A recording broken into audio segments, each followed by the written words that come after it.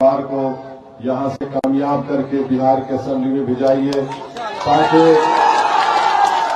آپ کے ویدھان سبھا میں بہت سے مسئلے مسائل ہیں.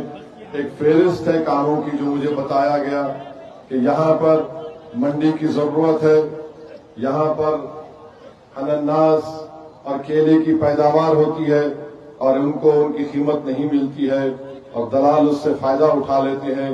بلکہ مجھے ایک بات معلوم ہوئی کہ یہاں پر ایک برج بنایا گیا تھا اور نتیش کمار کی سرکار میں جس کو گمبھیگر پل جیسا وہ پل تعمیر ہوا وہ زمین میں دھس گیا.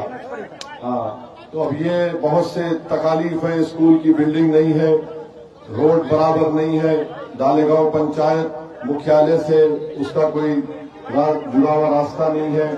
ان تمام چیزوں کے حل کے لیے میری آپ سے گزارش ہے کہ آپ متحدہ طور پر مجلس کو کامیاب کریے. اختر الایمان کی قیادت میں بہار میں سیمانچل میں مجلس آپ کی آواز, آپ کی مسائل کی ترجمانی کر رہی ہے. تو میری یہی آپ سے گزارش ہے کہ متحدہ طور پر اپنے ووٹ کا استعمال کریے. بی جے پی کو روکنا ہے اور بی جے پی کو روکنے کے لیے ہی مجلس اتحاد المسلمین نے یہ کوشش کی.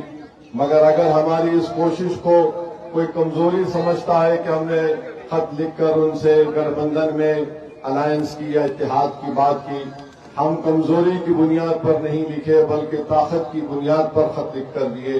اور اگر خط لکھ کر دینا اگر وہ کمزوری سمجھ رہے ہیں تو انشاءاللہ تعالی ان کو بہت جلد پتہ چل جائے گا جب انتخابات ہوں گے.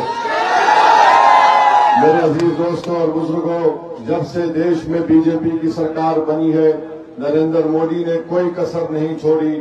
مختلف سموداؤں میں غلط فہمی اور زہر پھیلانے کا کام انہوں نے کیا. ایک نیا قانون بنا دیا, وقف ترمیمی قانون, جس کے ذریعے سے ہماری مساجد کو چھیننے کی کوشش کی جائے گی, درگاہوں کو خانقاہوں کو چھیننے کی کوشش کی جائے گی. پارلیمنٹ میں نے بحیثیت رکن پارلیمان پوری کوشش کی, پورے قانونی دلائل کے ساتھ ہم نے کوشش کی اور کہا کہ یہ قانون وقف کی جائیدادوں کو بچانے کے لیے نہیں بلکہ وقف کی جائیدادوں کو لوٹنے کے لیے بنایا گیا ہے. تو انشاءاللہ تعالی ہماری لڑائی بی جے پی کے اور آر ایس ایس کے اس ایجنڈے کے خلاف شروع سے جاری تھی اور جاری رہے گی. میرے عزیز دوستوں اور بزرگوں, یہ سیمانچل کی سرزمین جو بھارت کا سب سے پسماندہ علاقہ ہے, اس کے انصاف کے لیے بہت ضروری ہے کہ آپ اپنے نمائندے کو, مجلس کے نمائندے کو کامیاب کر کے بہار کی ویدھان سبھا میں بھیجائیے تاکہ آپ کی پسماندگی کا خاتمہ ہو سکے. میں آپ کا تہہ دل سے شکر گزار ہوں اور آپ سے وعدہ کرتا ہوں کہ الیکشن کے دوران میں دوبارہ آپ کے درمیان میں آ کر اپنی تفصیلی بات کروں گا. آپ کا بہت شکریہ جو آپ اتنی بڑی تعداد میں آج یہاں پر آئے, کیونکہ مغرب کی اذان کا وقت, نماز کا وقت قریب ہے, اس لیے میں آپ سے اجازت چاہتا ہوں. بہت بہت شکریہ. السلام علیکم.